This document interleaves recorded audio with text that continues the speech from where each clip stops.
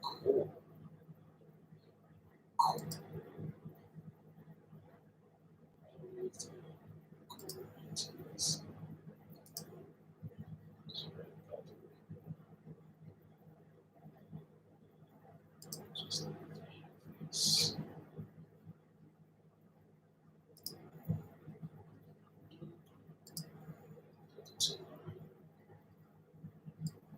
Down right there.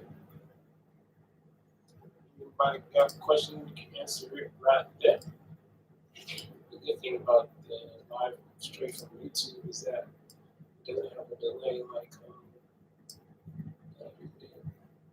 hey YouTuber, whoever you are on there, thanks for tuning in to the Ground Podcast.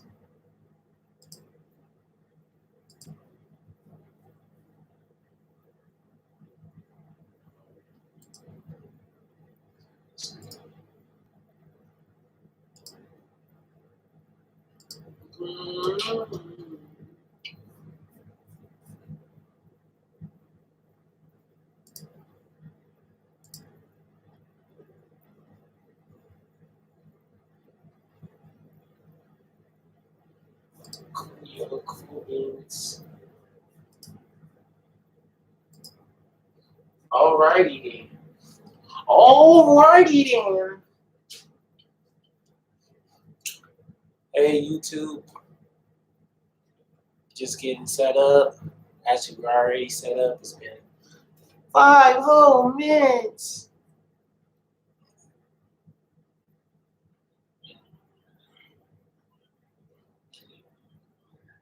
Episode 14. 14. I think it's a trickle down effect. Music career to the podcast. And my thing is, it's not. Hey, I've Moonlight. been in so many cities where you go rapping, Joe. Hey, what's up, Ashley? It wasn't this many people were showing up for you. And see, and again, through all of this, Hey, what's up?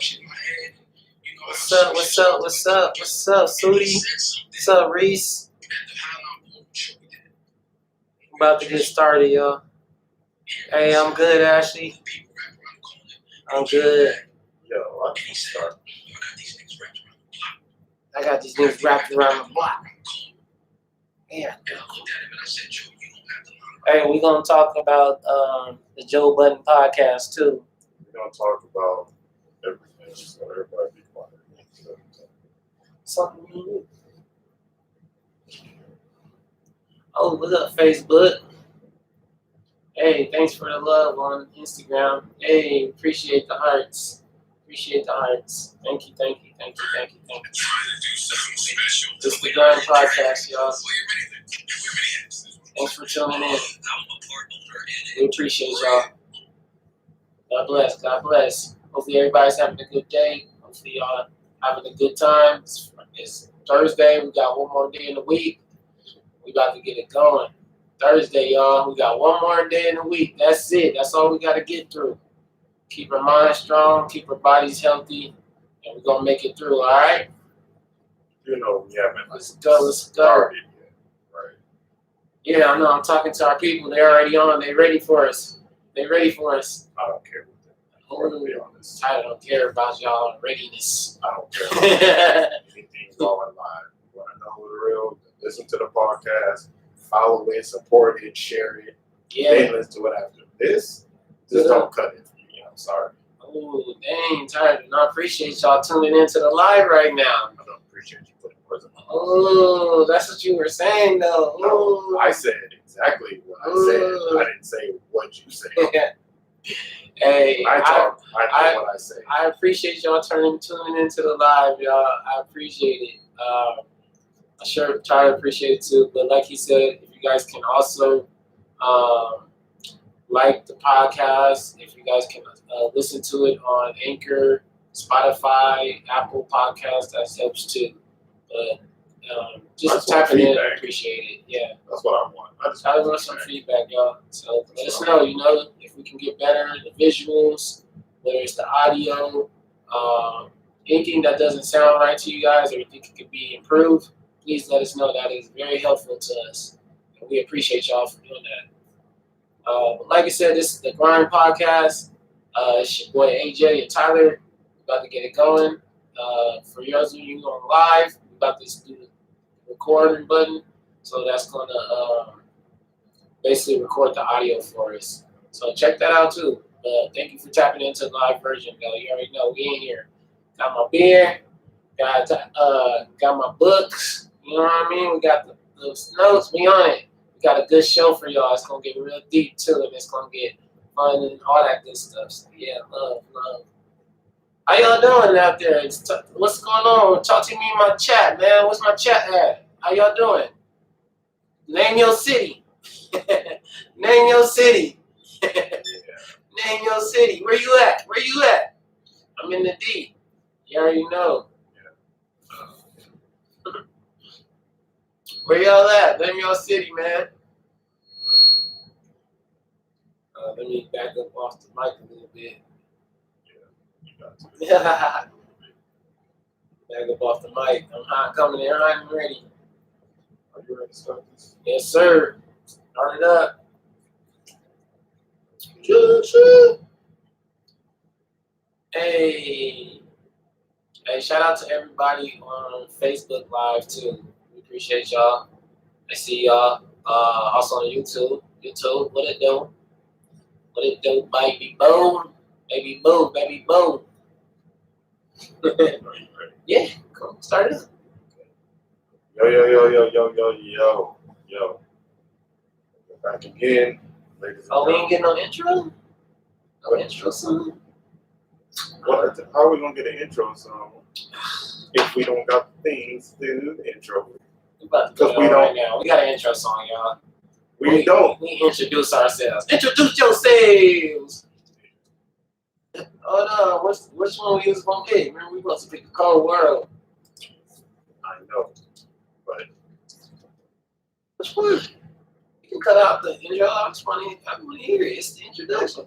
pick one. You listen to it. Okay. Didn't you? Which one did you like? I'll go with the first one. What's the first one? The 95 in the top, I think. Okay.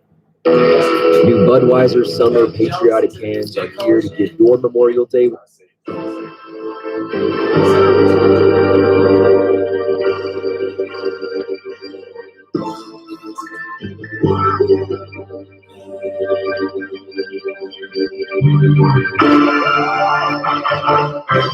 Killer, it's the off season. Let's keep it tall. Y'all ain't fucking with my man. And don't check your watch, you know the time. Cold World, Killer Can. Niggas is fucking finished. This shit too easy for me now.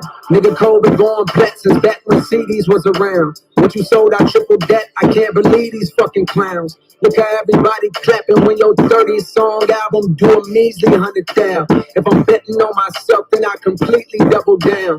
If you hated on a nigga, please don't greet me with a pound. I be staying out the way, but if the beef do come around, to put an M right on your head. You Luigi brother now. Trace my steps all in this game. You can see we cover ground. Back and forth from NC to New York when Jeezy had the crown. Vivid memories. Niggas start to squeeze, we ducking down. So many shells up on the ground and make the Easter Bunny proud. I get up, dust my clothes off. Sleep is the cousin of death. No plans to doze off. The streets that don't come with a rep. I never sold soft. Just creep where the hustlers crept and got their O's off. You reach niggas up and like Steph would blow your nose off. Cause zoom tight. I never. Zoom tight. Zoom tight. Shush, that's a bless you. Let's go. All right, introduce us. Come on, brother. Start us up. Don't be Luigi, brother, now.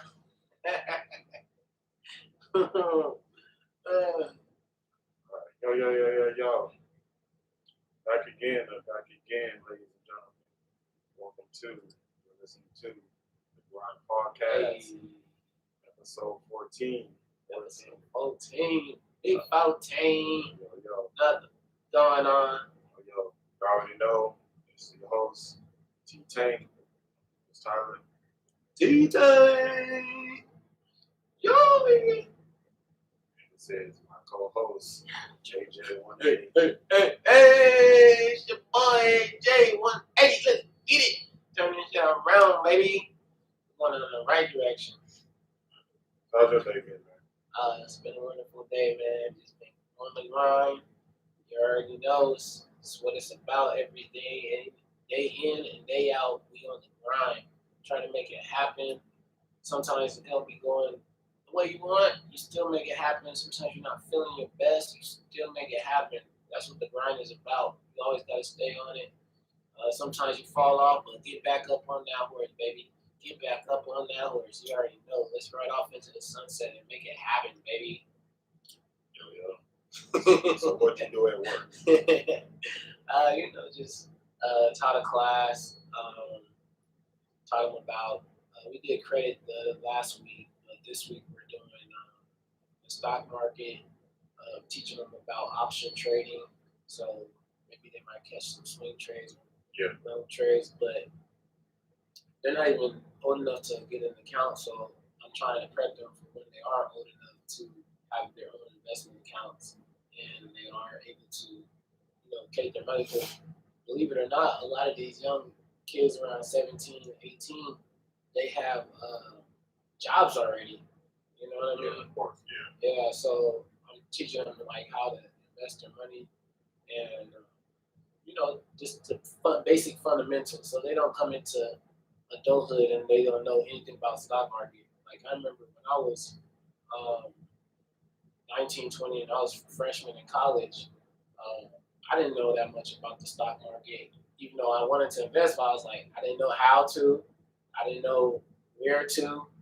So, I'm trying to give them that game early on. So, that's my job as a teacher, to make it happen for them, at least give them the information I didn't have.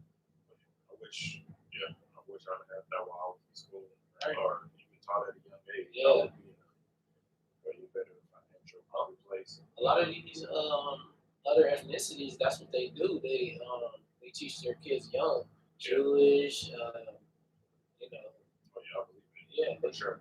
they grew up like knowing about this stuff. Yeah. We barely finding out in like what 20, I'm 31 right now, but like I barely found out a lot about it about the last 2 or 3 years about investing. Yeah. So It's sad we don't pass that along. yeah, I could have been rich by now.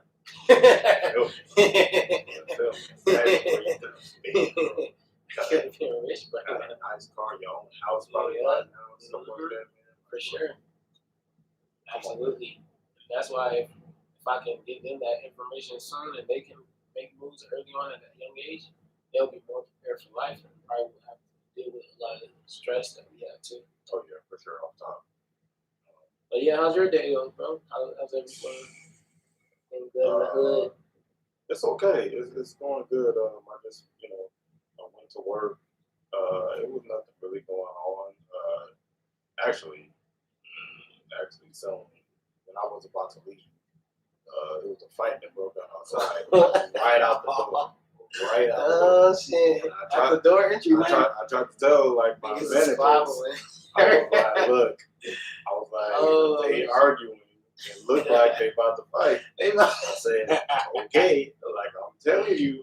And next thing you know, they grabbing each other and they bang against the door, and that's when they want to pay attention. I'm like, I told you, my coworker was looking because his car was right there. He was like, look, because he popped out like outside. And it was like, get back inside. He was like, look, it's right next to my car. And I'm like, I'm glad if you in my car, I'm gonna be out there fighting the both of y'all.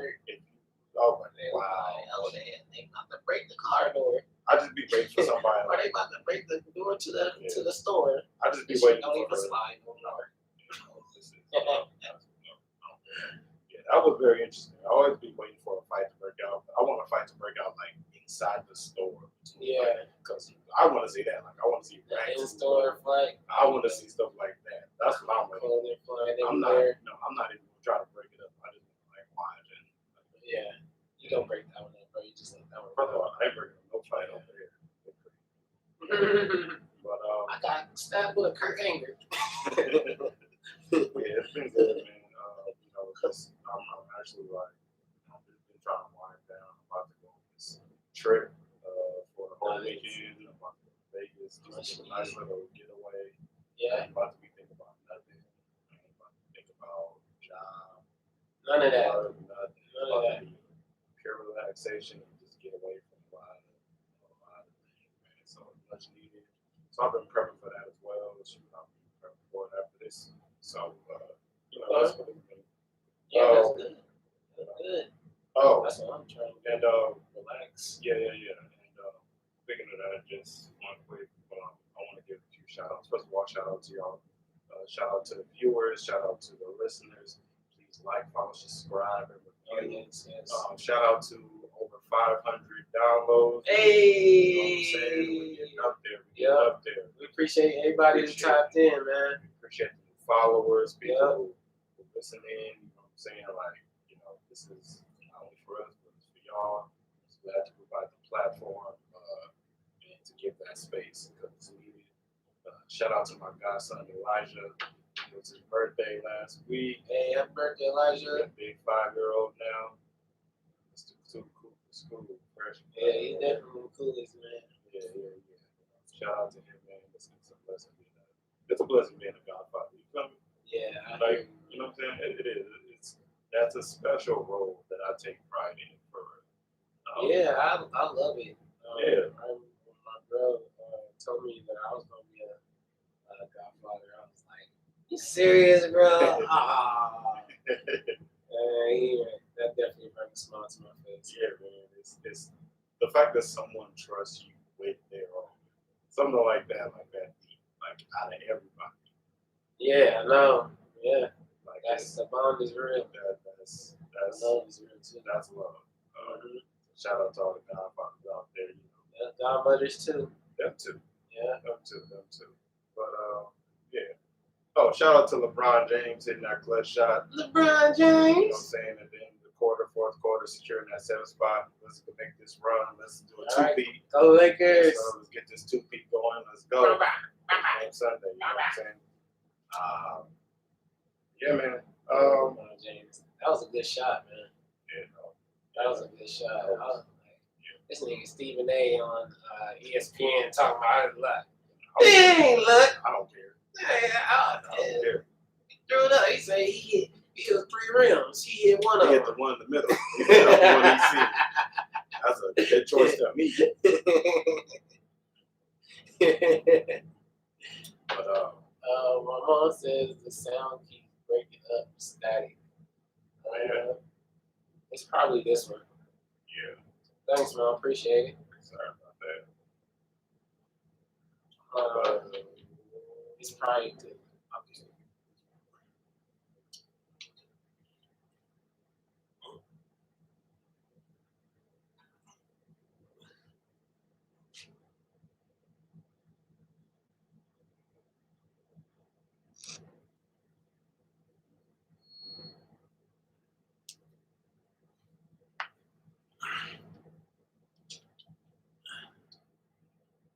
Yo, how's that, Mom? How is that? That's my mom, y'all. Is it better? Is it good? Is it worse? Yo. Alright, well, let's just continue on. Alright, sure. Yeah, man, so, Much better. There's been some real interesting things that been happening. What I want to talk about, let's just get this out of the way quick. First, I want to shout out to the Joe Budden podcast. I do want to shout that out. Joe Buddens. That has been a very good, entertaining inspiration to a lot of new podcasters.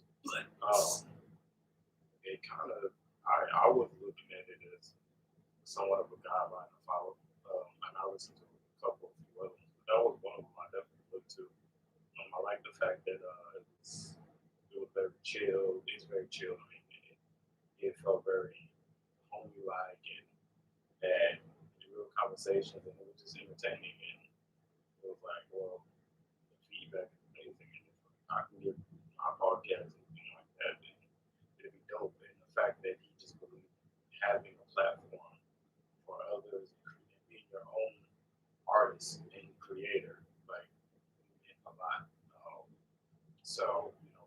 shout out to the Joe Budden podcast. I was getting to it though, like Shout out Joe Budden. they've been, I don't know if I'm gonna shout out in this sense, because they've been going through it. They've been going through it. Him, Roy, and Maul, like that trio, they had a special chemistry, but they was going through it. They've been going through it. It's been pretty ugly for the past few weeks. So what happened, Tyler? Come on, tell me what happened, bro. Tell the people what happened, bro. Man, you haven't looked that up yourself, sitting on the floor. I can tell you bits and pieces about it. Basically, it's like, from my understanding of it all, like, Joe is more of, okay, let's handle this as businessmen. We're all making a lot of money. We got a good thing rolling. Just continue to do it. Why act so selfish and greedy when you have literally everything you can ask for? Business is good. Business is booming. What are you trying to mess that up for? Now, well, on our side, I guess to my understanding is they, not that they disagree that the business was booming, it's just that as partners, as they saw themselves, they were making sure, some of they were looking out as far as some of the money was right, at least Rory's side, I'll say. Some of the money was right, and they wanted to check their side of the money. They wanted to make sure the contracts were there. They were getting the percentages that. Yeah, but you didn't tell them what happened. Okay, let me tell them. All right, so Joe Budden has his podcast.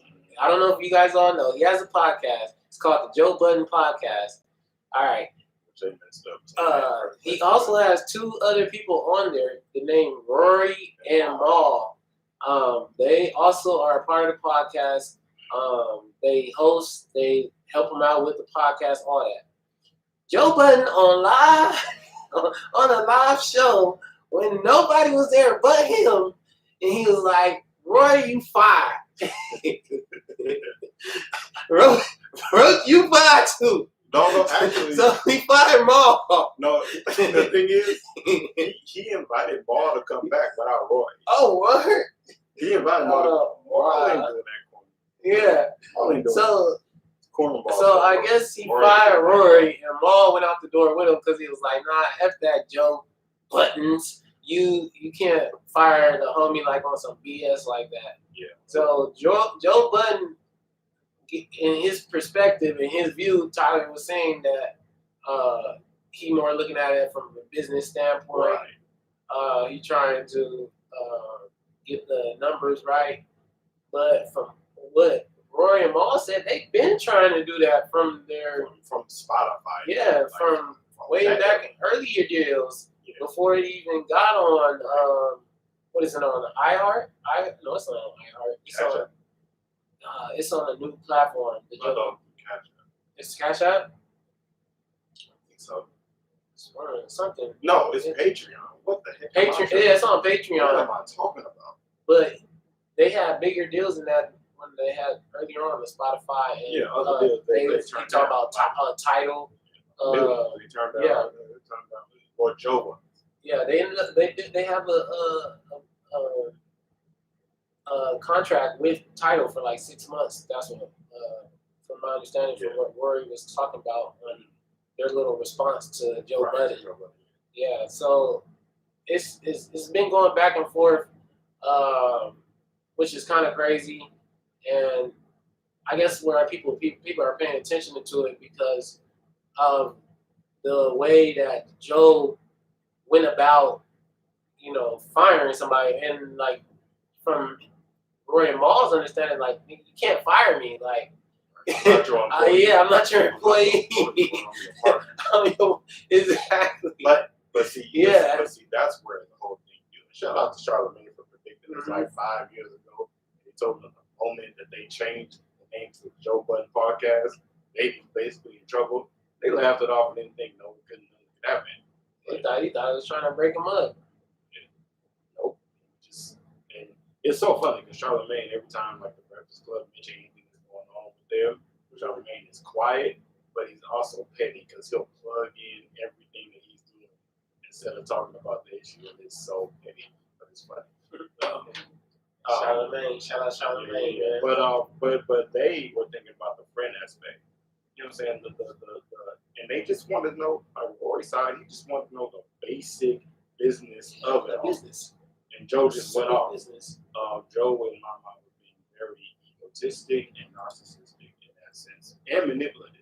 Yeah. And in a way, he might have been even being like a little sneaky. oh yeah, You know what I mean? Like if he's trying to do some other stuff, it was probably some he's talk. just been trying to be a little sneaky. And then have the nerve kind of to me, have the nerve to try to bring other ones on there.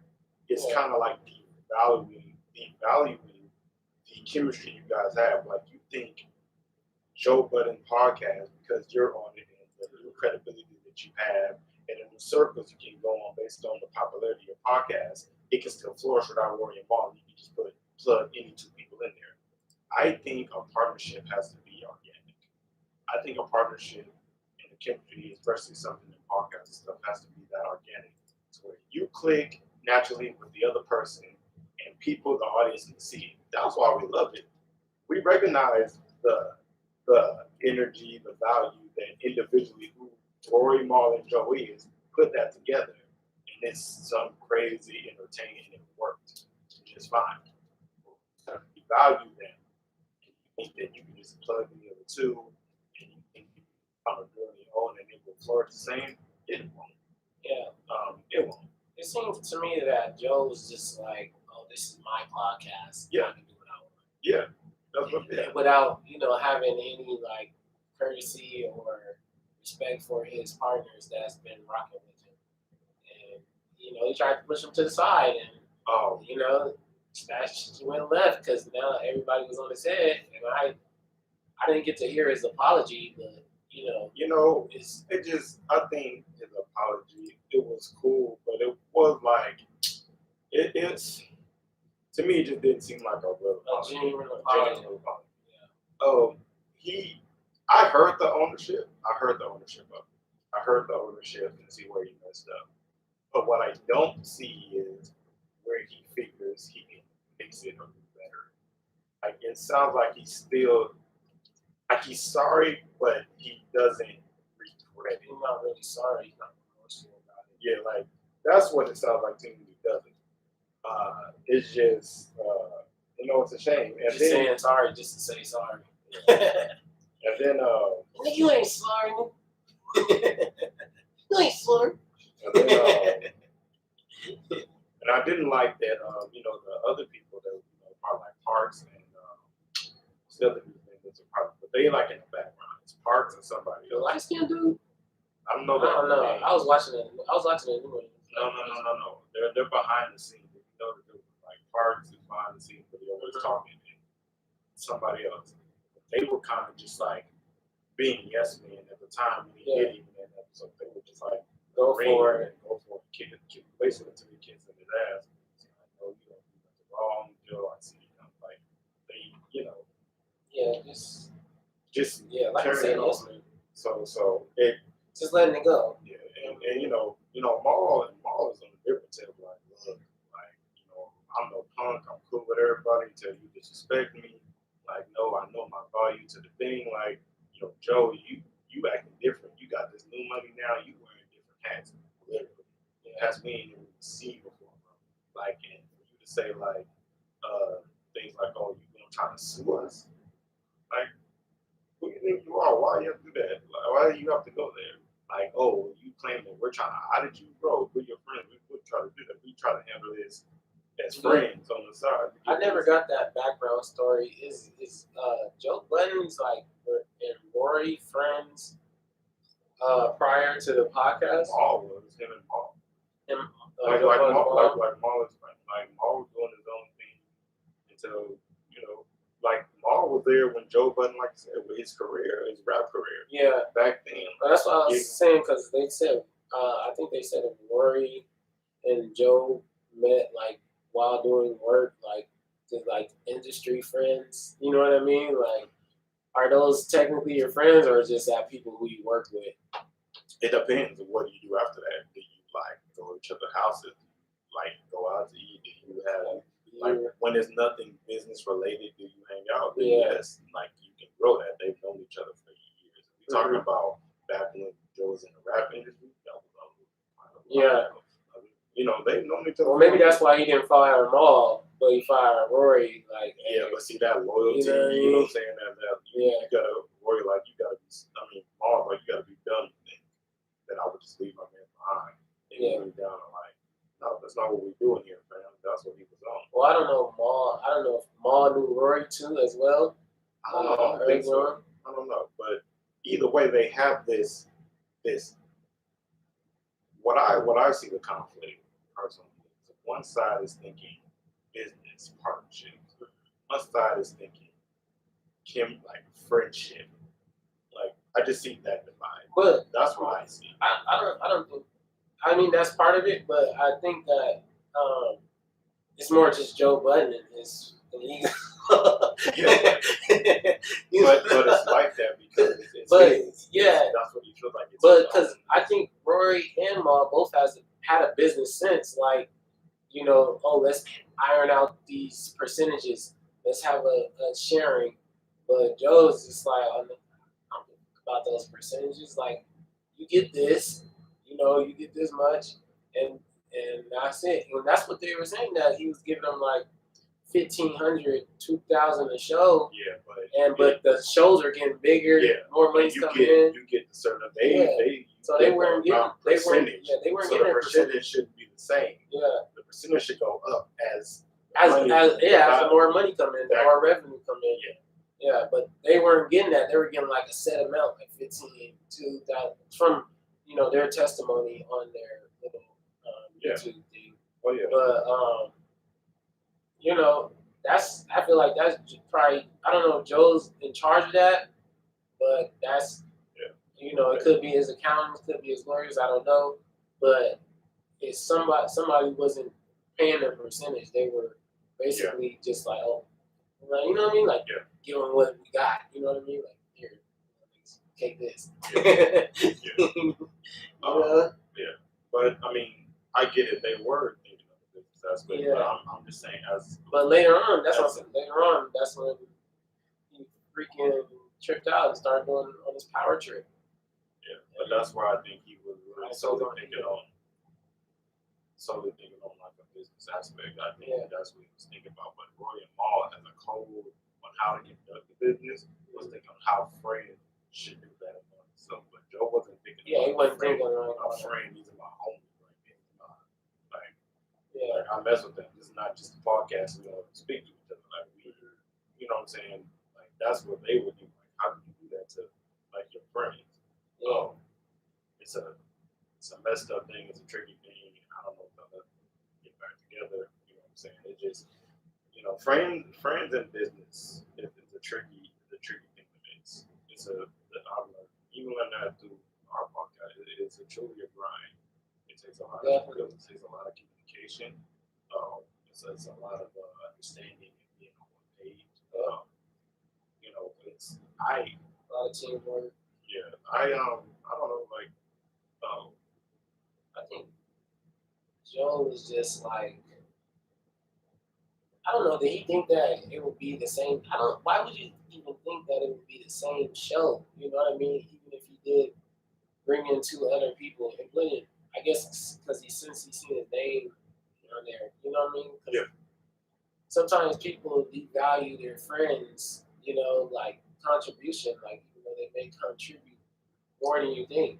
Because when I think of the Joe Budden podcast, I think of Rory on there, I think of Paul on there, and like they're a part of the show, like, you know what I mean? So it's kind of weird that Joe would even, contemplate like, oh, like let's bring some new people in, or I don't know, like, but but Rory and Paul weren't in the wrong. The numbers will tell. The numbers don't lie, stuff like that. It will tell.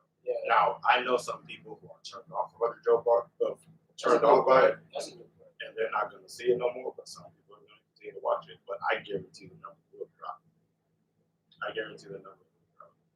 Like, depends who you bring on there. You gotta bring somebody. There's no replacing Roy Ball. Like I said, the chemistry was so authentic. You're not gonna replace that. You're not gonna replace. It's not gonna be the same. No, it's not. That's what you're gonna do. It's not gonna be the same.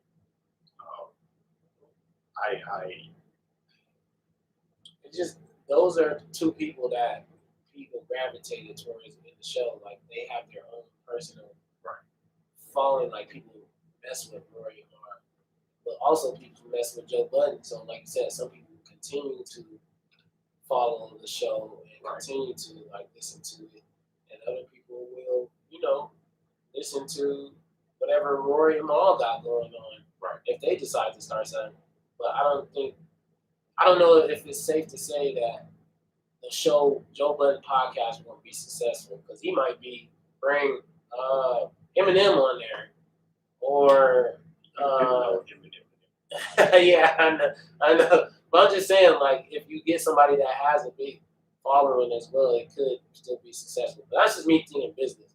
But as far as like the personal aspect, like he obviously just didn't.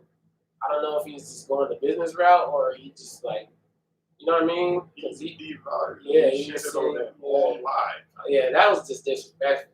It was disrespectful. That was disrespectful. Disrespectful. And I wanna know from y'all. That's the question I do have for y'all. Do you think friends and business mix? Y'all think so? Do you think it can actually be successful for friends and business? Have you guys ever been in business with a partnership with one of your friends? And was it a real friend, like somebody close to you, or was it just somebody you met in the industry? Or can one be the same? You know what I mean? Even if you met in the industry, can they be your real friends? And or work friends? I think so. I figure. What would you consider? Yeah, I just feel like at least. And how you treat your friends for this as a personal thing, I can relate it to the fact that this partnership with you. I've never been in a partnership with any of my friends before. I've thought about making money with my friends, but I never did anything to go in business with my friends. And yes, this is a podcast, but it is a business, but we are friends. And sometimes I think it's navigating through turning on the friend hat for me and the partnership hat for me. It's navigating that. So it's at times when we're friends. But it's time to put on my partnership hat, and I need to be business like a professional and what about this aspect? For me, it's just like getting the work done. Like I know what Tyler brings to the table. I know what I bring to the table. So you can't do it by yourself. You know what I mean? Like even if you could, it wouldn't be as great as it could be. Because anytime you bring somebody else to the table, that's adding value. You know what I mean? Like somebody has a skill set, somebody has a different set of thinking than you do, a different perspective. So all that comes when you end a partnership or a business or even a relationship. That other person is bringing something. Now, what you consider valuable is up to you. Me, as a friend, as a business partner, I value the person. You know what I mean? Some people might value the skill set. Like, we find somebody else who does this. You know what I mean? But I always value the person. So I wouldn't do some stuff that like how Joe Budden did. Fire somebody on camera, that's just different. Not even just as a friend, but like shows common courtesy, some respect to a fellow coworker, a person. Like you don't do that to people. It's not like, come on now. Sure. She gets slapped in your face, Joe Buddens. But it's part of the grind. It's part of work in progress being friends. Like, I can't say like I can be transparent enough. Like I don't like everything that they do.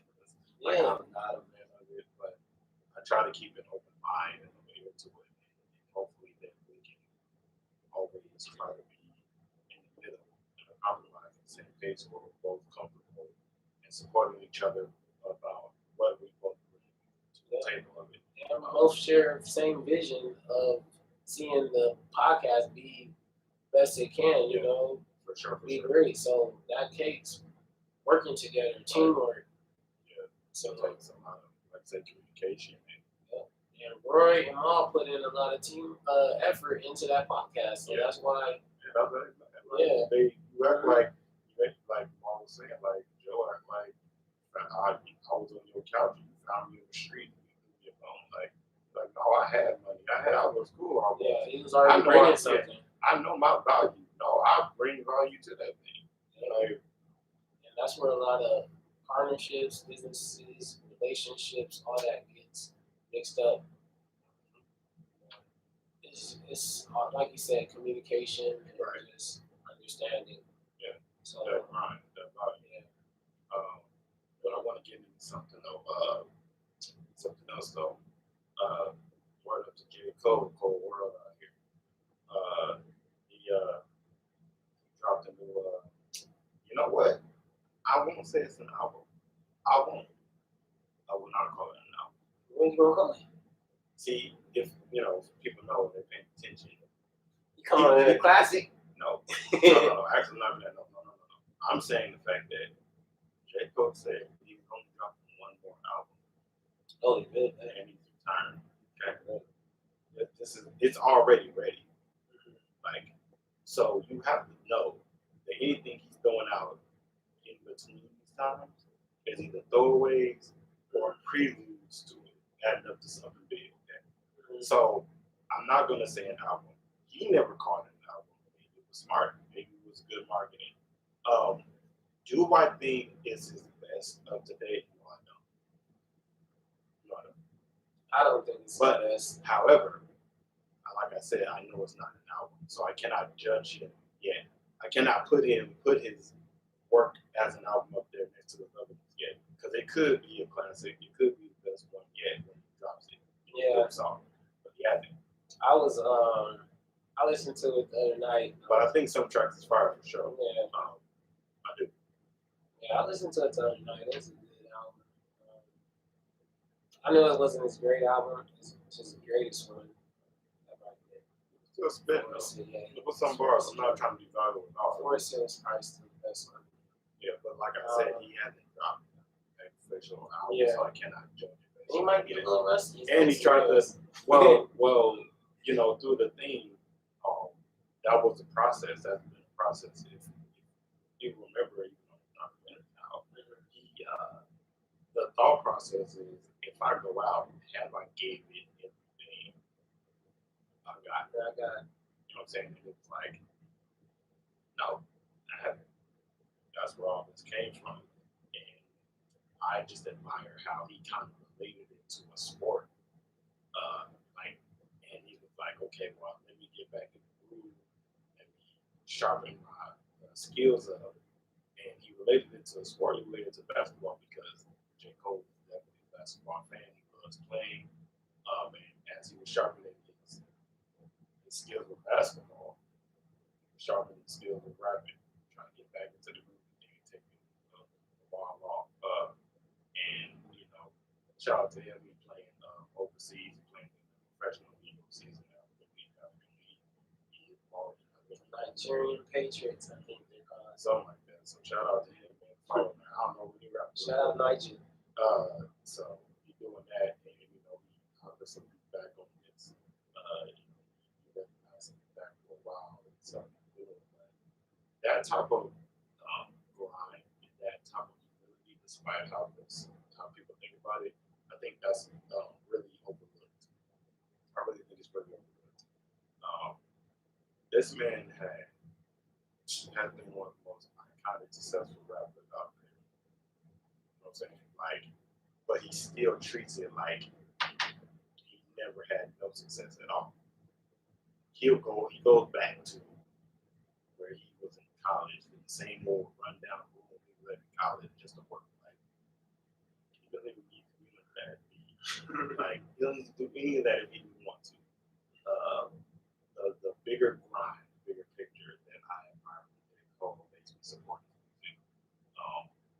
which I still think, by his standard, this is not his like best work or nothing, but still better than probably 80% of rap dollars today. Oh man, Like I'll say 90. I was trying to be nice. 95. I was trying to be nice. I really was. I was trying to be nice. But that's honestly, dude, that's the truth.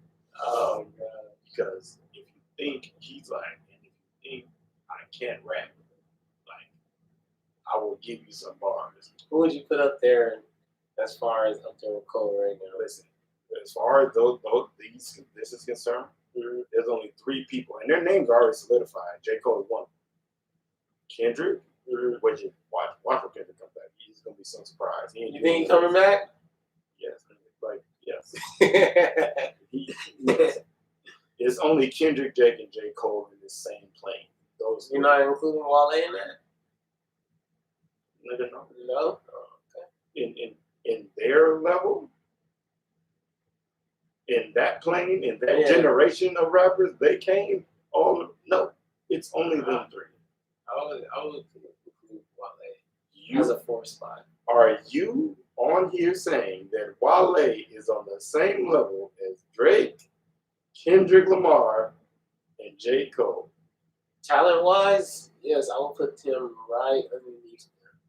Give me Wale's best song and tell me give me Wale's best song. I would say Lotus Flower Bomb. Okay. The one with Jeremiah, that one's pretty dope. And you We think got some earlier that ones, is better. Ambition. And that is better than what oh my God, what in the world could I even, what songs or what can I say with any of the 3 that qualifies Wale? He got another one too that's pretty dope. What Wale album is better than Drake, Kendrick, or J. Cole's best album? What Wale? I'm not saying that he's better. I'm just saying I would put him up there with them. Ladies and gentlemen, here's another question. Do you think Wale is on the same level as J. Cole, Kendrick Lamar, and Drake? That is a question. Please answer it. I don't know if you're live there, people saying it right there. I don't know. Facebook Live, Instagram. Please chime in. I need to know the answer to this question, ladies and gentlemen. Nevertheless, J. Cole, give him his flowers, man, because it's a beautiful thing to have him back, man. I miss hip hop. I miss the real. Thanks, Andy. I miss the real. Just the real. I miss the real of what people be saying, right? And J. Cole provides that, but I understand the underlying of it. And he has a new mindset. You know, him having wife and children. He's like, he talked about it. He was just like, you know, I never understood for real. When I was younger, I used to be in the studio for hours. For real, he used to have a certain time he was in the studio, knocking things out. Yeah. He never understood that until he had a kid and all that. And he realized that life had to be timely and structured. Now he had a schedule. Now he had a schedule. And now he understands. Now he found himself doing the same thing. Not only that, he didn't go away. He put a studio in his house. So therefore, he can still be there with his family, just in that little room. That's how you gotta do it. You know what I'm saying? Grown man status. You know what I'm saying? He's really understanding like the ground. Andy said he's in the 2nd or 3rd tier for them. Exactly. He is not on their level. Thank you. I think That's just one. as talented. Maybe his music is not the same because of what he talks about. But as far as the quality of his music, his lyricism, Not on his that level. bars, I think He cannot it's go just, far. it's just the subject matter. I think that's what makes him out of the 1st to the 2nd tier. Wale will never be able to go far Because with that- any of those 3. I guarantee it. Uh, Yeah, you bugging my boy. I don't know. You bugging my I guy. don't know why they got bars, You're bro. bugging my guy. Put him up against any of those 3. You are bugging my guy. I think he at least did Drake. You can't even give Dre like as a stowaway, bro. Oh my gosh. You are bugging say he's dope for sure, though. No, he dope, but he ain't on that level. Right? That's just what it That's is. what I said. I think he's right below, like right there, like him and who else did I say right there? What? Who else do you think? He right there with Wale. Man, that's a good question. There's not too many out there right now. I'll say like Nicki Minaj. Yeah, I'm going Nicki. And not bars. Maybe Nicki, Meek. Oh yeah, like right there, like Nicki, Meek, Wale. Oh, Rick Ross. Oh, On the same, yeah, right there. on the Nicki, same Meek, level as Rick Drake, Ross, Kendrick. right below them. Oh, so Right. now Right. Drake. First, No, but I'm saying he's up there with them. That don't mean he have to be on the same level. Like when you say Wale or Drake and J. Cole and who else? Kendrick. Yeah, they're up there as far as like biggest artists there is, like mainstream, like But that's fine Art. because Drake and I would argue Kendrick and J. Cole are not quote unquote mainstream artists. Like I could argue they are. that. Well, they're I not argue that. technically from their, but they are. All their stuff is in the mainstream, No. so they are mainstream artists.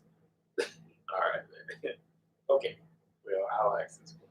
I guess it is what it is. They don't. I guess. You talking about their subject matter, what they talk about. That's why I'm saying that Wale could be low key up there with them because of his lyricism, because of his success. Do you think Wale has more classic albums than either of No. those three? No. That's it.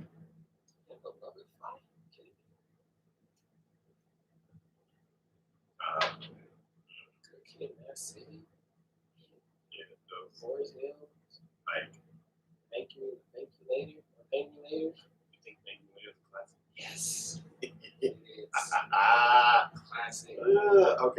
Look, as far as Drake goes, nothing was the same. Classic. And nothing was the I same. wasn't the. What was the other one? Take Care. Take Care. I think it is a classic. Sure. I said I don't know. Views was good. I like No. Views. That was not a classic. That was. You don't like Views? I didn't say. I said it's not a classic. That did not age well for anybody. That's on the real. Sorry. Yeah, but anyways, shout out to J. Cole for at least putting out some damn music.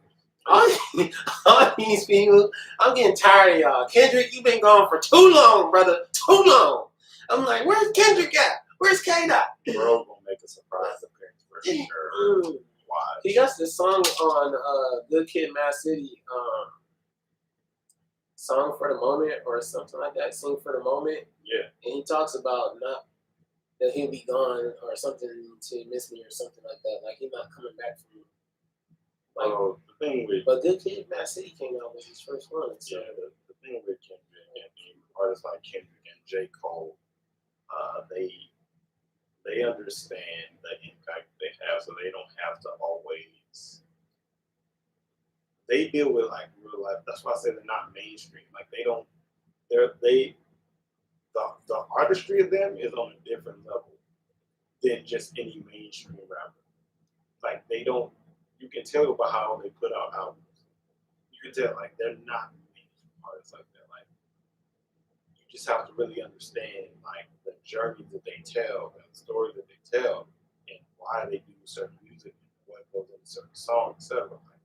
Like they don't do this for the popularity of it all. Not at all. That's why they disappear. That's why they disappear. They know they're good. But they don't, they're humble, but test them is like, well, at least J. Cole for sure. J. Cole's very humble, but it's like, test them and I will humble you. Like, if you test me, I will humble you. But they be like disappearing. They be going through Not all the that stuff. public eye.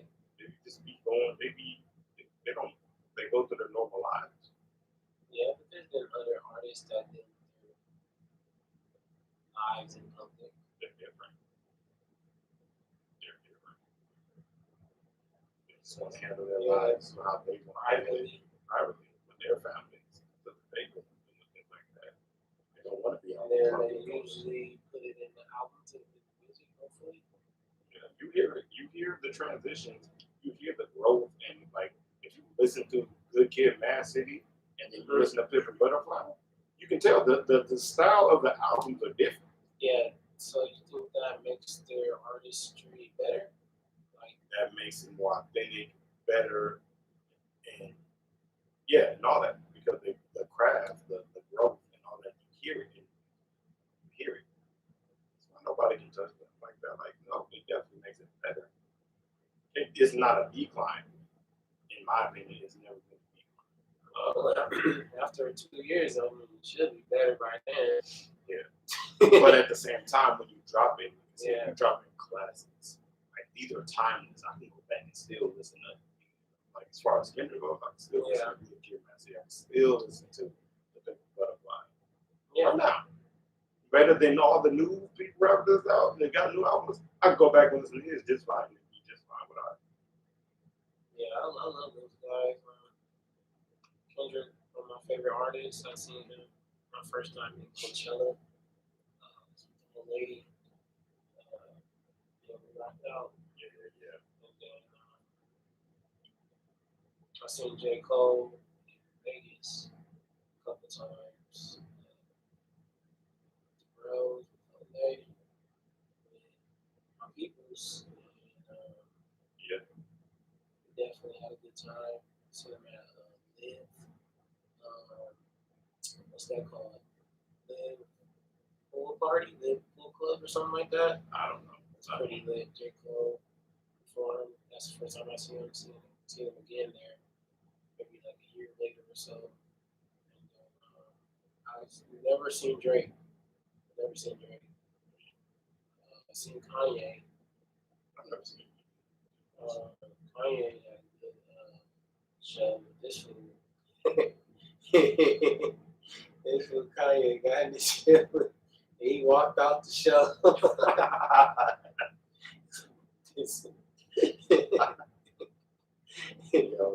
And then, I've seen a lot of different parties.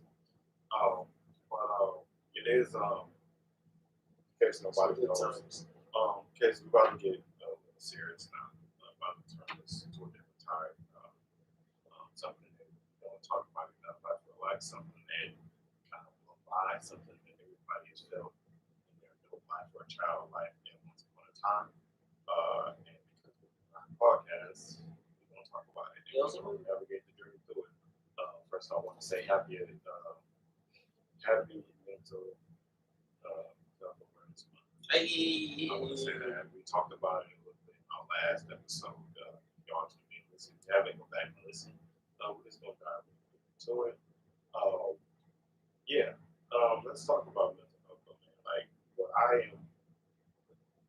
what most that really like makes me curious about it though is that's not something that's talked about. Even in this month, like I never like, and this is just me personally. I never hear like parades or programs and celebrations for people who have survived mental health, mental illness. I'm saying mental illness. I never. There's like you have breast cancer month and other months like that people celebrate and recognize people for overcoming it. I never seen nothing about me. Maybe you have. I don't know. No, not ever. As long as I can remember, I just found out it was just a month. I found out only like maybe a year ago that this is Mental Health Awareness Month, and still sometimes I have to be reminded, like, okay, but mental health is something we shouldn't just care about 1 month out of the year. That's something that's daily. Yeah, that's an everyday process. Yeah, that's daily. I get it though. I mean, from what I can understand, is shame and embarrassment that comes from talking about it, the ridicule and judgment people may get for talking about it. People may think you're being dramatic or you don't know what you're talking about. People may spread rumors or say nasty things about you, teasing you about it, belittle you, devalue you for it, instead of realizing that it's not nothing. It's not like you're being like a moral flaw. It's not like nothing like that. It's not like a moral flaw. It's not a I can argue it's not a character flaw. It's a condition. Like it's a real condition that people go through. A lot of people. I would say everybody. Yeah, and not many people are ready to admit it, but I'm pretty sure that people struggle with it. Well, it's not like a disease. Like mental health is not a disease. It's just like the state of your mental. Yeah, like you said, condition. The state of your mental. Right. It can drive you through. There's different types of mental illnesses. Depression, anxiety, fear. Yeah. You said it earlier. Shame. Yeah. A lot of different stuff that people deal with on a daily basis that. You know, they don't necessarily talk about it, it's not shed light on, and people go through things in the dark and private rather than, speaking to somebody that can probably help them get out of what they're going through. A lot of times, even for me, I listen to a lot of motivational videos that have got me through certain times that I was just in a depressed state, feeling a lot of anxiety, feeling a lot of shame or guilt or whatever it is that I was going through at the time. But it's just like, it's a daily thing. Like people have different experiences, and however, whatever part they have to play in it, or if they witnessed it, or they've actually been a victim of something, or actually done something and been the person who actually caused the harm or whatever it is to whoever's mental, whether it be physical, mentally, all that, spiritually. Yeah. So mental health is a big thing, especially in our community as African Americans. We deal with a lot of stuff, even dating back to slavery and so on and so on. They are psychologically traumatized for sure. Yeah, I would say trauma for sure. Some people are more keen to stuff than others. Like some people have more fear than others. Some people have more anxiety. Some people are more depressed than others. But it's all particular to your story, your grind, your experiences. So whatever it is that you have been through has probably a key part to how you are as a person, your characteristics, and how you go through life and how you move through life. So mental health is huge, huge. Can you recall times or a time where and you said not enough memorable albums. Go ahead. You shot yourself in the foot. So can you remember a specific time that you have been dealing with mental health issues, like a situation that occurred or a time in your life? Because I can talk to you. Let me go first. Let me just say. Okay. I'll be transparent about it all.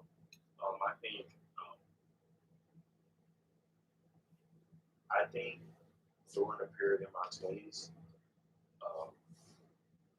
I think messed me up. But I think I hit it well. Yes, I hit it well through phases of. I think I was going through this big acceptance stage all in my 20s. I was in college. I think I was going through that a lot. I think I was really, really bad at accepting that I wasn't going to be accepted to the level of friends, peers, colleagues, etc. No matter what I did. Now, I know a lot of people. To this day, I still know a lot of people. And people from the outside in, like, you're so popular. Trying to feel popular. I think I'm for popularity and acceptance and all that, but none of my status really changed. Like when I was around certain people would talk to me and it would make me feel included and you know, I was up there, but any one-on-one, private, even passing by. Some people that will be in my places do having parties that we used to do and to talk it up, etc. Showing all the love and walking around in college different places, like privately, you be like a high five or look away, like they don't even know it's there. I'm like, wow, like that's. But what that did to me, that messed me up so much to that acceptance where like I think that drove me to more alcoholism. That drove me to. It drove me to a bad depressive state to where I felt alone. Like even when I like have my boys with me, I just felt like the outsider, like tolerated that acceptance where like I felt like I was just alone, and I felt like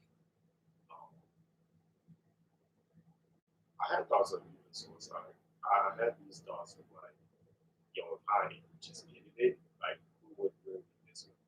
Like that was a really Trevor current thing for me to think about that. I thank God that even just trying to distract myself with parties and women and alcohol, distracting myself with that. I thank God that it didn't turn to the point where I was just like, you know what, I'm just going to end it. Because it really could have. I'm on here on my podcast, so you got like, it could have. I talked about it enough to where like maybe one or two things away from happening. So me feeling that down. So it just like constant thoughts of it, or like would you like taking any action like towards it? Like how far did you say you got? So what, suicide? Yeah, like I'm about to end this shit now. I think it was just a thought. I never, like I said, the nothing big enough happened to drive me to just be like, that's it. Nothing much happened like it, but it was because I tried to keep myself distracted. I didn't want to have these thoughts, so I tried to keep myself distracted with every other thing. And I did have my happy moments where I felt it, but it was like another slap in the face when it's like, oh, I'm finally here. I'm finally here. You know what I'm saying? Like, yeah, I think everybody has that. Well, not everybody, but I'm sure a lot of people out there, including myself, has thought about like your non-existence. You know what I mean? Like if I wasn't here, like I think what always brings me back is just to be like, yeah, man. But then what about my bro? Then what about my sis? Then what about my mom? What about my dad? You know what I mean? So I started thinking about the other people that, you know, need me in their life and do value me, you know? yes. Because I think that's what you're kind of hinting at is like not being seen, like being devalued, like, yeah, for sure. You know what I mean? Like, oh, I don't matter. Or, you know what I'm saying? So that feeling can have a feeling of emptiness. Yeah. Mine, so it's definitely like those thoughts that probably rush through your head, like, you know, maybe I'm not supposed to be here or something like that. Yeah, I was lost you get lost. I think for me, I was lost without finding a true purpose. Mm-hmm. And now I say, I was telling Mike this a while ago, like a week ago, like the best thing that could have happened to me was not being accepted. Yeah. Now I have this, I fight that because I heard a quote one time, well, two quotes that I kind of accepted now. It said the moment when, one quote was the moment when you get acceptance is when you know you don't need it. That's one. Two, I have tatted on me.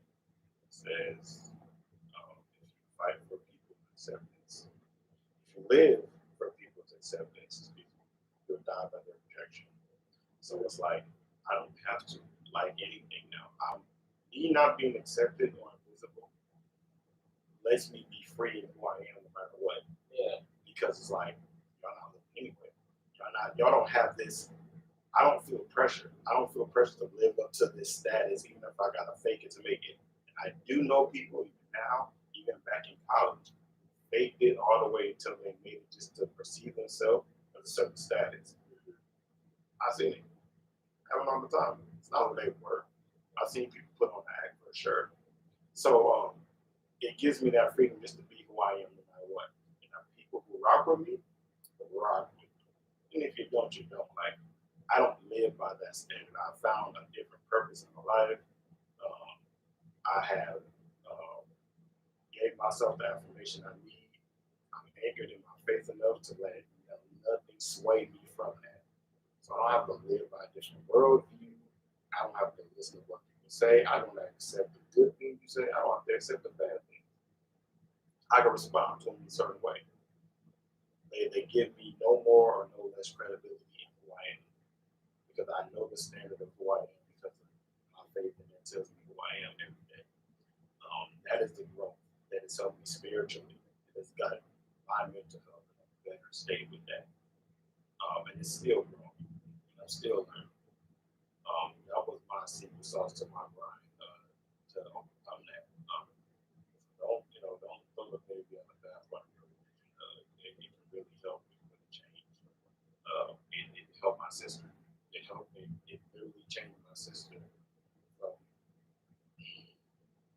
from a person who dealt with mental health under the age of 10. And I felt like recently like a horrible brother, a very bad brother for not paying attention to my younger sister when she was going through emotional abuse, physical abuse from my own family. And that's how I'm gonna talk about it. Sorry, I'm just gonna be real. It's my podcast. And she dealt with a lot. She dealt with a lot, and I ignored all the signs and in denial about a lot of things. And thinking about suicide, killing herself, having depression, anxiety, going through those abuse, and having a family who kind of just denies it. And it's like if we're not all feeling it, it's not true. If it's like that, it's an unhealthy situation. But nevertheless, I do love my family.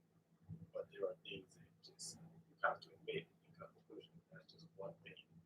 And I'm glad that she's in a better place now. I remember even a time recently where, like I said, don't throw the video with the bad part of religion. Like her finding her religion helped her through anxiety and depression to the point where she wasn't even taking pills anymore. Because before that, literally, it got so bad. I was scared to leave that house and go to work and leave her alone at the house. Because if I came back and that girl was dead, I would not be the same person I am today. I promise you guys. I promise that'll put me back in a crazy emotional depressing state. I promise you guys. So having to see that, and realizing that now, and I can go into the stories and how she feels right now, but she's in a better place, and that's all I'm going to say about it. But it helped her. It helped her. It helped me. And I'm just saying, don't sleep on it. But it's real. I know people that mental health is real. It's real. It's real with my mom. It's real with my sister. It's real with close friends I know. They talk about. Shout out to Mike real quick though. Mental health. Shout out to Mike. He did with his own. He has this little show he does for his own personal mental health. It's called Thursday. It's on every Thursday. Y'all shut up, take a look him up, and check it out. It's really transparent. It's really where he opens up about his. So, but yeah, it's real. Most definitely. It's real. Most definitely. One thing that you said that stuck out to me was don't sleep on basic God, don't sleep on religion. And I think the underlying thing is that a lot of people deal with self-worth, you know, kind of like to your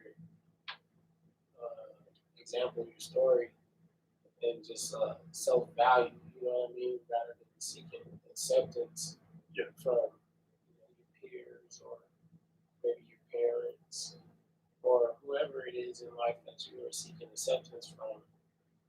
You don't need it. You know what I mean? You really just need to value yourself, have self-worth in yourself, and I think a lot of people struggle with that because of the experience that they've been through. Yeah, of course. Childhood upbringing, relationships that they're in currently and have been. They get beat down. They get beat down so low that they have that trauma, that feeling of I'm worthless, like I don't have no value. Yeah, for sure.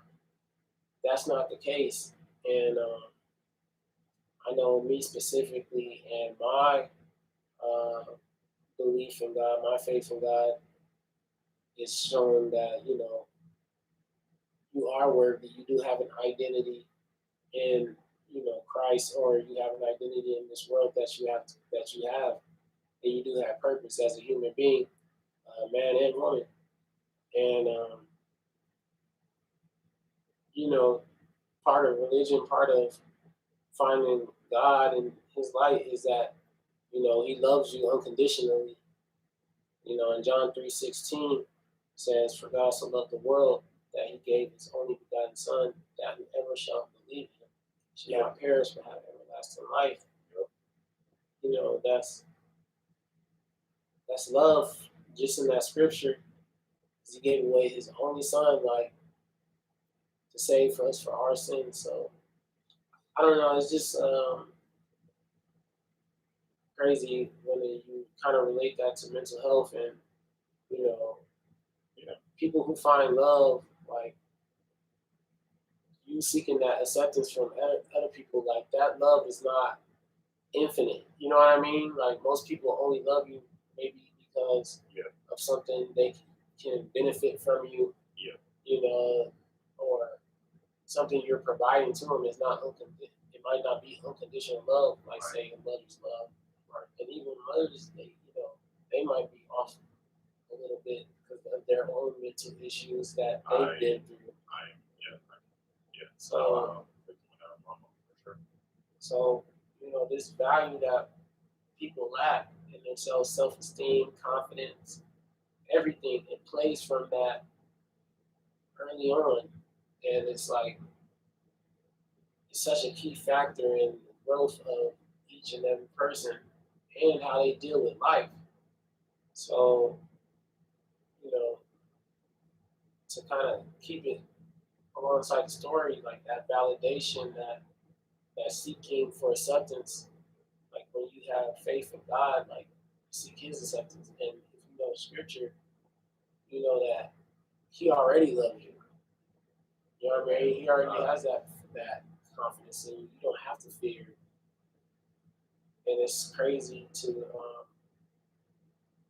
kind of experience that firsthand. I know for me, I had that problem as well. Like I dealt with it a lot of just knowing my worth, knowing my value, knowing who I was as a man, knowing who I was as a person. Yeah. And it stems from my relationship with my father, and it played a big key in my development and growing up in my evolution. Because I told the story already on the ground, I think the third episode. Yeah. And I told you guys about how my father left my family at around 9, 10 years old. And, at first I didn't notice how much of a factor that played on my life and growing up, because you know I still was like a pretty confident kid, you know, still out there having fun. Like you don't realize how much it affects you at an early stage. But when you grow older, you start to notice certain cues. You start to notice, you know, certain ways in your behavior that you necessarily don't like. For me, it wasn't really the finding acceptance. It was more just, you know, becoming at peace with myself because I was just like always angry, always at rage, always at war with myself, and I could not figure out why. And you know, this was part of my mental health. You know, this is part of things that I was going through. So you know, I would get upset a lot. I would be mad. A lot of depressed days, especially like you said, high school. I would get depressed. I even used to cut my wrist a little bit, like just you know, I still got the marks on there. It's pretty cool. I mean, it's not cool that I was doing it, but it was like I still got the marks on there that you know I was doing that, and I had this girlfriend that she tried to kill herself over the phone with me and stuff, and you know, just a lot of just like it seems like mental health or depressed shit was like just attracted to me, but I think it was just you know my reflection of you know the mental state that I was in. Uh, so you know, it kind of went from you know darkness of you know not wanting to be here, suicide stuff, all that stuff that a lot of people go through. Um, you know, but it turned into anger after it turned after sadness. You know, That's something. and I recruited. Yeah, I was very angry, and I didn't know why. That's the thing. I did not know why I was so angry. And I would get drunk with the homies, you know, we'd be at college parties, turned up. And I'll be having a good time, don't get me wrong. But at a certain point during that party, that will turn into rage. Oh my bad. Go ahead. No. Yeah, it'll turn into rage. And then you know, I'll start air punching wall boxing trees. Yeah. So Yeah. And I would never hurt anybody because I'm just not that type of person that's just gonna harm somebody just because I'm upset. Like I don't take my pain out on other people, even though some people do that. yeah. No. Yeah. Yeah, but you know, coming through that, it kind of messed with a lot of my aspects in life because you know, having that sense of not being wanted, I guess you was like you would say earlier too, of, you know, not being accepted. But instead of being accepted by my peers, I wasn't being accepted by my father. You know, so that's like a different kind of level of rejection where your own parent don't really want you back. You know, so it really like dug something deep in my core to where I literally had to like learn to love myself like past all this stuff and have a sense of self worth. You know, it took its toll on relationships. It took its toll on myself. You know, but I overcame a lot of that, and part of that was through you know God, finding God and religion, and you know having that sense of His presence always there. So, like Tyra said, don't sleep on the religion, right? Yeah. Don't. That's why I tell people you gotta believe in something on you. You have to believe in something and get anchored in something that no matter what happens to you in this world, you will not be moved, you will not be wavered, persuaded. You will not. It can't happen because if you aren't anchored in something like the littlest push, the littlest obstacle, test, trial, when they push you, you will fall over flat on your face, and you'll be getting up. Oh no, let me go find it. Oh no, I gotta get anchored in something. Oh no, I gotta get here. I gotta get attached to this. I gotta listen to this. I gotta read this. No, I gotta listen to him. No, I gotta, no, bro. I know who you are, what you believe in, what you anchor in, and stay in it no matter what. Because I can tell you what, like, at least for me, like, there's a lot of changes that happens in this world. There's a lot of changes in me personally that happens. Everybody, we grow up, changes, things happen. There's one thing that I know for sure. It ain't changed. God's word ain't changed ever. You know, Man, every time through the years I looked at that book, it said the same words, same promises, same assurance, same affirmation. That has never changed. It's a faithful God. You can bank on that for sure. But I do believe, however, we need to learn how to, because this is also what Christ wants. Like, we need to be able to talk and relate, be open, transparent, vulnerable, show love is what I'm talking about to each other. And that also deals with mental health. We need to be able to, one, check up on our friends. Just check up on them. Even if you don't talk to them often. I can tell you this, people, if there's no one you guys can talk to, you can hit me up. Talk to me. I'm a great listener. Just ask how they doing. Check in on your friends. Check in on your family, even when you haven't talked to them in a while. You never know. Because this is so silent, you never know what's going on. Yeah, a lot of people, like you said, you know, go through a lot of stuff in private. A lot of people don't talk about their stuff that they deal with mentally. Yeah. And something happens, it's like, what happened? Oh my God. That may be surprised, but why do you think a lot of people do that? Like shame, guilt, guilty, low self-esteem, pride. Yeah, I think all those things affect why somebody won't say, you know, what they're going through. And also to another credit that I realized that kind of been talked about, that I've talked about. There is not enough safe space for people to be that open. It's just not. Well, they definitely probably don't feel like that on the internet, Facebook, Instagram, anywhere. All that stuff. Like some people do. For instance, like I do now. When I say this, let me first say this. I have women in my life that I have this safe space with. But I'm going to say this again. Overall, men do not have a safe space to be open, honest, transparent, and vulnerable. Men don't have that. I don't think women give enough safe space for that. I don't think we're looked to be sensitive. Yeah, talk about our feelings. That's all I was just about to say.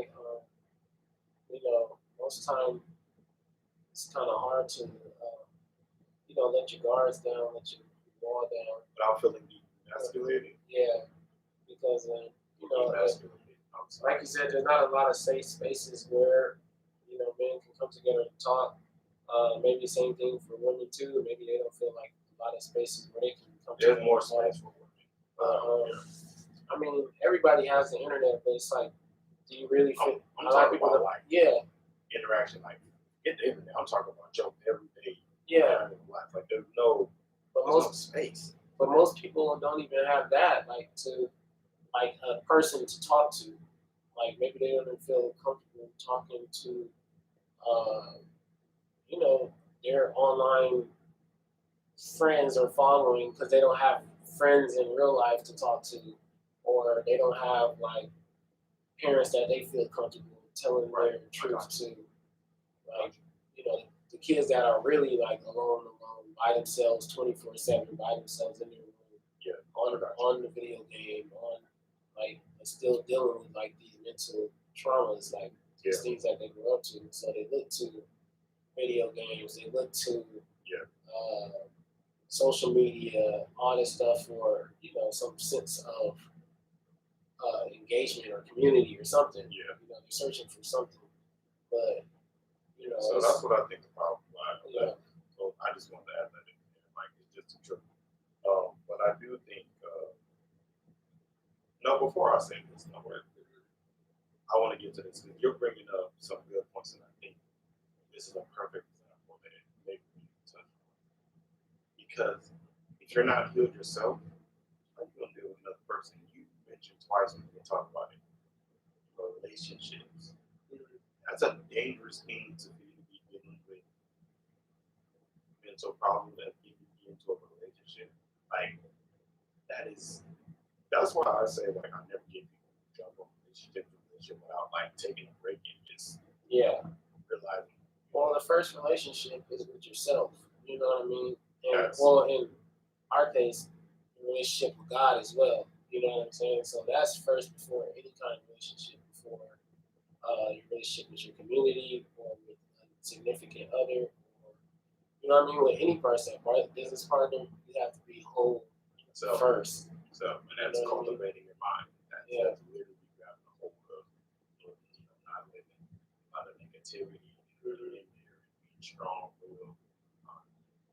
But yeah, it's like you said, like. But it's hard for people to get there though, especially if they're not like non-believers or something like that. It's hard because they're relationships. That's what I'm trying to figure out. That's what I'm on. Like, how do you have the nerve? How do people have the nerve to try to get in relationships acting like everything's all good with them? And then it's like they don't talk about it, right? They don't talk about it. So now, like, these red flags that you see later, that's where that stuff comes from. You know, these random angry outbursts. Then it turns to verbal abuse, and Lord knows, hopefully, it doesn't get to physical abuse. Yeah. Where I recently learned a story that broke my heart. That I heard that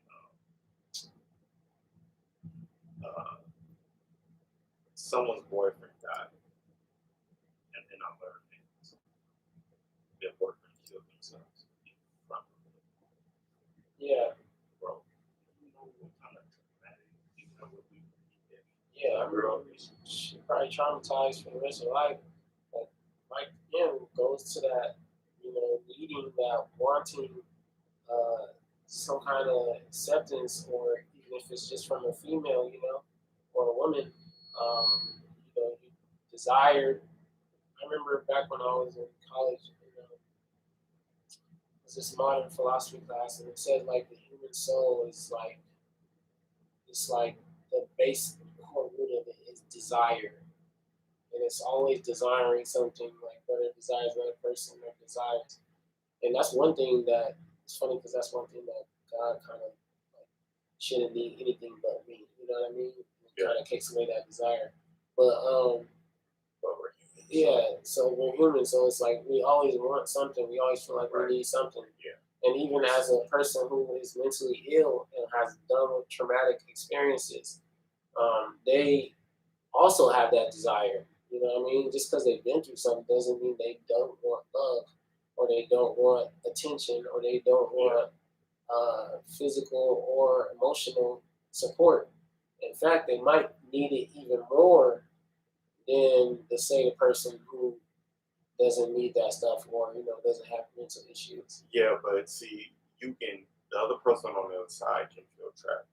Yeah. With that, because they're gonna feel like the only way that love can work in their relationship, or let me say like,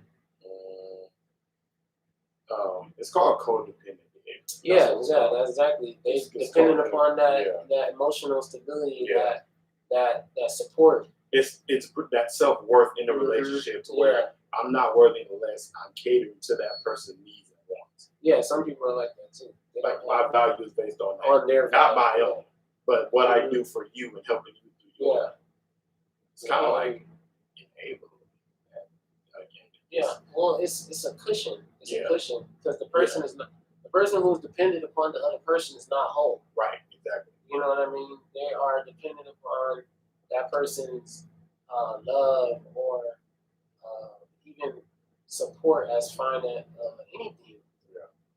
So it's very interesting as far as and you gotta as far as like mental health. Yeah, and you gotta watch it, because I just feel like for the other partner, if you're not careful in that and you cater to that, you're gonna wind up being in this world of manipulation and name calling and abuse and stuff like that. You wonder, what did I do? All I tried to do was do for you. You know what I'm saying? But you left that.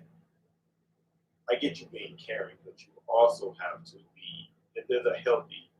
Yeah, well, that's just now goes to the other person, how they treat the other person. You know what I mean? The person that maybe is codependent, how they treat them. They might devalue them more, or they might value them more. It might depend on, the person. Right. But sometimes I feel for people. Sometimes it's not that person's fault with mental issues. I feel because I think of situations like I know people, like first of all, when women have these unrealistic expectations of what they want of me I hear sometimes when we talk about maybe wanting an army man or something like that. I think I get it. I think I get the structure, the discipline that they feel that they have.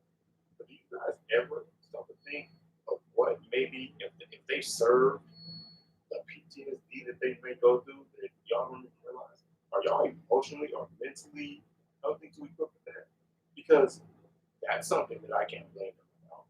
Yeah, I can't blame them about that. Like that was a condition that happened to them as me. And a lot of people come back with a lot of PTSD issues. They can't face this world. They don't see the world like we do. Because they done some stuff, and seen some stuff back then. yeah, That does not compare. I know people who have lost their kids and their wives and stuff, lost them because they're not right. And it's not their fault. I don't blame them for that. It's just what happened to them. yeah. Just to be very specific, just so we can kind of help some people through this, is those experiences, sometimes they may cause fear.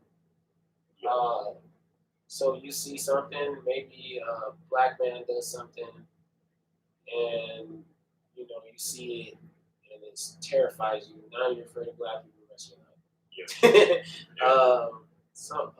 A girl, you know, gets raped or you know, physically harmed, and next thing you know, she has can't have no relationships with men because of, you know, her fear of what happened, or even sometimes she can't be confident in who she is because she feels shame in, you know, what happened, or she might have self-doubt, she might blame herself.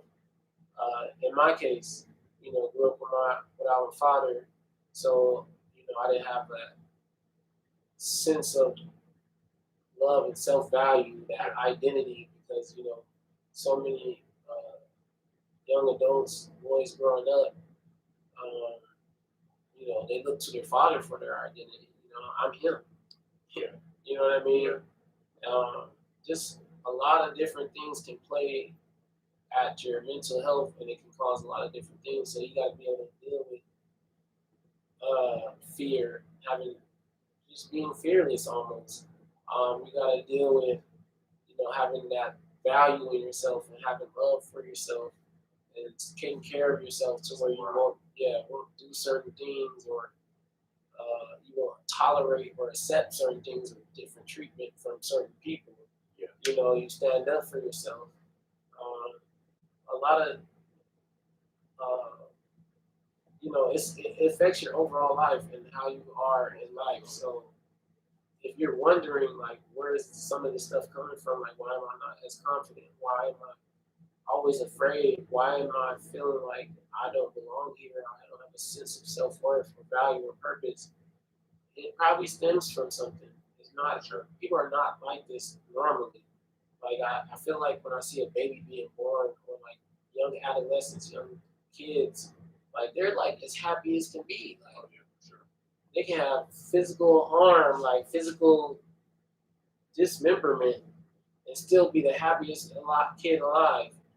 But it's not until we go through certain things that, you know, that world hits us, that we start to, you know, shapes us different. Yeah. And just to like piggyback and really wrap this whole like, you know, there are tips and things to help. This is just a recurrent grind that you have to do it yourself that I've learned. You have to really educate yourself, learn about conditions together that help you get an understanding of basically what you're going through, what are clues, little things, symptoms that happens. Practice your communication skills. Like I said, there are people to talk to. There are people to talk to. Find somebody, which goes to seek professional help.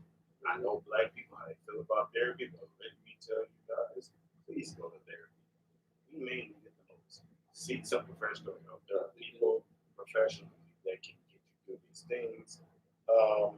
Also, commit to excellent self-care, mentally and physically and spiritually. Affirmations. Tell yourself things. I'm going to read scriptures. Have a balance. Yeah, go work out. Yep, exercise. Have a balanced diet. Start a new business. Something like self-care. I'm promoting a lot of self-care. Go on vacation, buy yourself something. Just don't do it to the extreme, you know what I mean? Like, there has to be moderation. And have realistic expectations. As humans, we fall short of having that. Like, we're human and we're going to have our falls at the end of the day, and we're going to have, but you don't have to accept it and stay down in there. And also, Expectations are huge. yeah, have realistic ones, realistic goals. So, Don't expect everybody to be like you. yeah. So that's just the thing, and you know, like I said, that's a few things. Shout out to Mental Health Month, and just shout out to people like my mom, like my sister who went through a tremendously amount. Shout out to other people who folks. Shout out to Mike and other people that have known it openly. They can talk about it now, and I want to keep the conversation going, because to normalize this talk means putting everybody in a more healthy state that we can all learn and grow together from it. I want to speak on these things because I want that this mental health to really be recognized, for us to grow from it and learn, and to cause more awareness. So the conversation can be normal. So no one has to be ashamed. No one has to. Yeah, because we all go through it. It's a sense of community and understanding and healing. What happens is a lot of people start holding this stuff in, it becomes bottles up, and it breaks out in rage, it breaks out in depression, it breaks out in suicide, it breaks out in harming others. So you shouldn't hold whatever you have in. You should talk about it. For sure. So not only you can understand it, but you know, maybe you might need some extra help with it. Yep.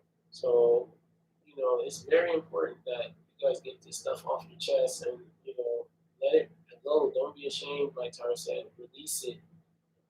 Let it out into the world, and let the world have it. Let God have it. And, you know, just try not, because, to be honest, it affects your, I would say your value, but like how helpful you can be to others. Because if I'm not mentally right, I can't help Tyler. If I'm not mentally right, I can't help my wife. I can't help my kids.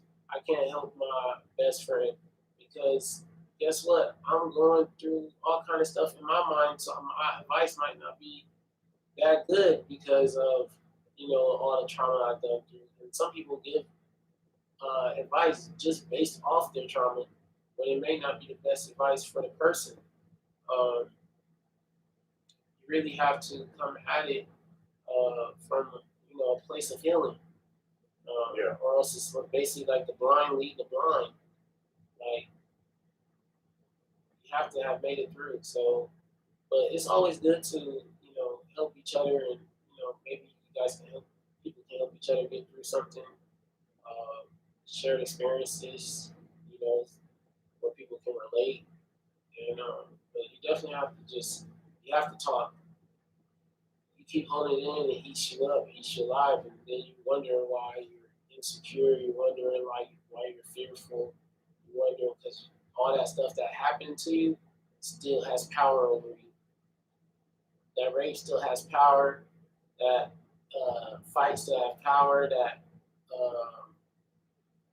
your pop still has power, your mother not being there still has power. All that stuff will still have power over you if you don't never release it. So whatever happened in your childhood, whatever happened as an adult, or whatever, any kind of trauma, you have to talk about it. Especially if it's affecting your number one, your mental, your mind, your mindset. Why are you so negative? Why are you apprehensive of some stuff? You know, there's a reason why you think about stuff like that. It's probably because something happened before.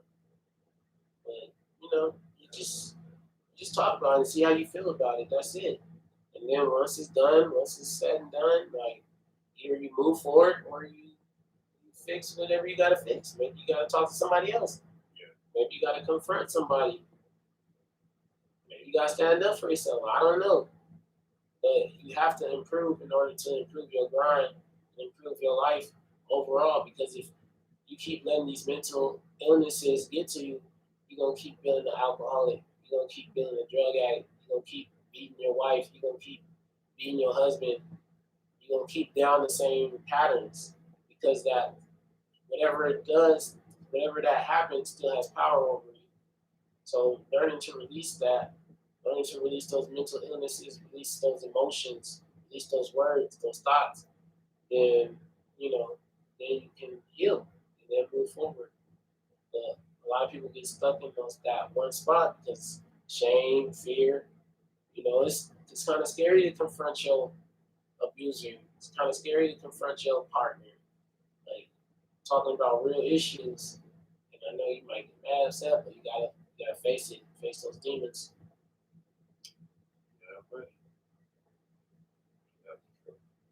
Yeah, man, it's real life. Before we get out of here, though, hotcakes, get your hotcakes. Yay!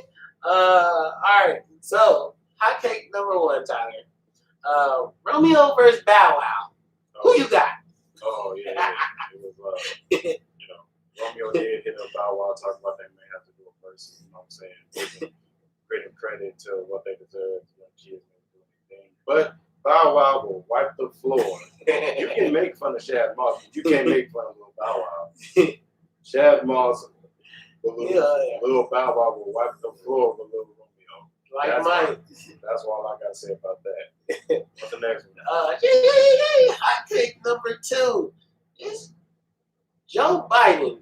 Joe Biden signed into law the anti-hate bill. They had the thing that happened in Atlanta with a mass shooting or something like that. Six people, I can't remember the exact number. A lot of Asians died, but my thing is, how long from that period to now they get a law signed? But what about the African Americans that's been going through hell since? Thank you. I don't know when. Like the anti-lynching bill still hasn't been signed. Can we get a law signed? Yeah, you know that, right? At least it make the Asian law like everybody. You want to talk about all lives matter? Yeah, it's like, it's just Asians and specific islanders. Yeah, crime. What about, you ain't got hate crime versus black people? I mean, hey, we still get killed. Oh my God! Come on, Joe. Hot take number 3. Kamala, where you at? Hot take number 3. Go ahead, Tyler. Take it away. Yo, Kurt Franklin, Little Baby doing a song. Yes, this is not a drill. Kurt Franklin, gospel. Little Baby, secular rapper. Yes. Young generation. They are doing a song. Yo, I know that's about to confuse a lot of people. I'm here for it. But you know what? I'm here for it. Yeah, I can't wait. I love it. I can't wait. I'm here I for love it.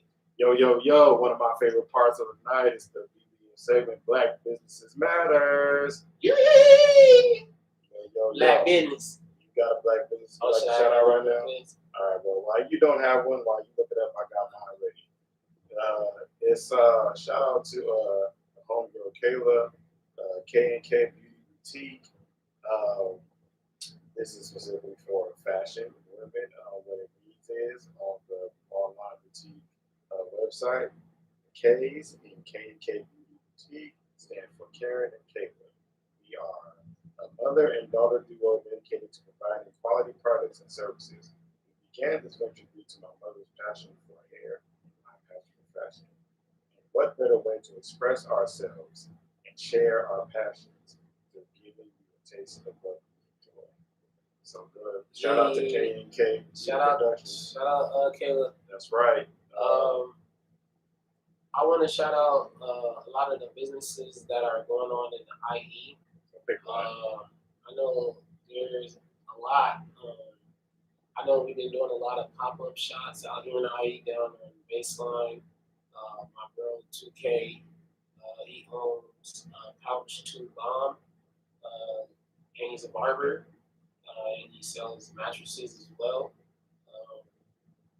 Shout out his businesses. He had like a little pop-up, like 1 year anniversary. Me and the girls, we rode through. Had a good time. A lot of different businesses there. Shout out to the homegirl Simone. She has a business like snacks something. Shout out Reese, Raptor Royalty, Hookah Babe or something like that. Shout out to my boy DJ Dash. Doing the ones and twos and always doing his DJing. Yeah, just all shout out to all the IE businesses. I feel like African Americans are on the come up as far as business. So yeah, keep that going, y'all. And yeah, God bless everybody who just on their grind, on their grizzy. Always stay grinding. Can we plug the? Can you guys follow the podcast on Instagram at the Grind Podcast 1?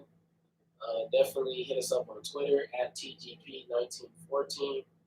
Also, we're trying to get our YouTube subscribers up, so if you guys can subscribe to the YouTube channel, the AJ and Tyler Show, Grind Podcast, turn on that notifications button. And also got Patreon. We're going to start getting more stuff on there.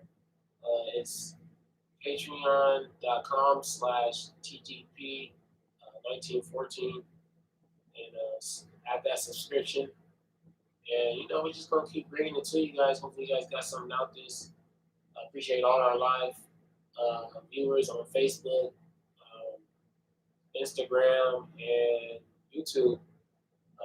Anybody who watches the playback or listens to the episode on May 24th, which is Monday, which will probably be coming out today for those listening.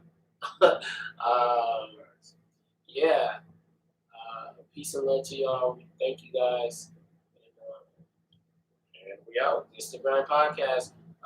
Follow Tyler at Tingsley Designs on Instagram and follow myself on Instagram and Twitter at AJ180. It's the Grind Podcast. God bless y'all. This says 2 hours and 54 minutes.